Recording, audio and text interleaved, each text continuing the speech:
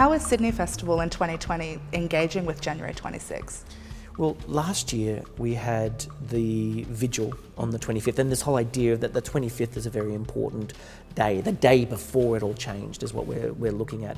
And the 26th for us, Australia Day as a national day, I think is becoming more a day of discussion and debate. And so we're wanting to do it with a number of different projects. In 2020, I love this idea, we've got 2020 vision on this one, this notion of a procession where we're going to smoke the city, walking down through the city to smoke it on the 25th, then arriving at Barangaroo for a vigil where people are invited to come and sit vigil from dusk of the 25th through till dawn of the 26th.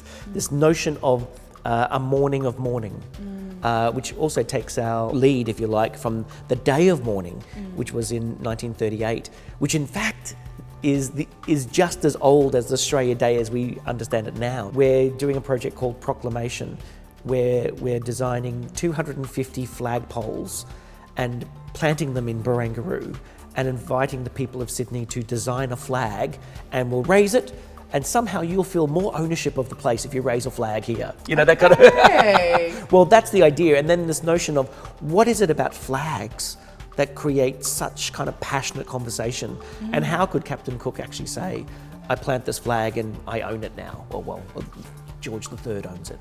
What does that really mean? So for me, January 26th is about needing more understanding of who we could be as a nation, not who we have been.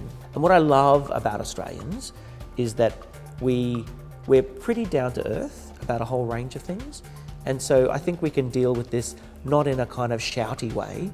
We can actually go, it's got to be a day for everyone. And Ken Wyatt was talking about this, a morning of mourning, that this alternate vision for a national day could be like an Anzac Day, where there's a dawn ceremony with a ritual of remembrance and mourning, going through a parade, as Anzac Day does, and it finishes with a game of two-up and sharing stories with your mates at the pub. Anzac Day has a structure to it, but our National Day doesn't.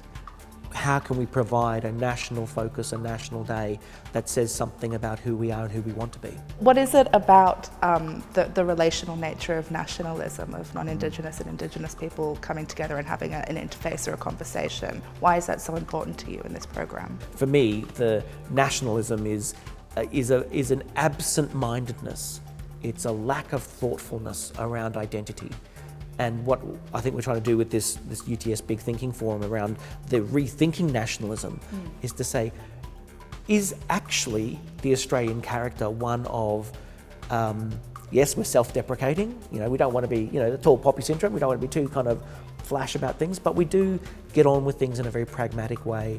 We don't like being told what to do by those in power. It has to be a kind of collective community experience as much as possible. Are there things in our character that we should say, this is what it means to be Australian? I like that there's movements around a Bill of Rights, which says, what do all Australians deserve as a fundamental of rights?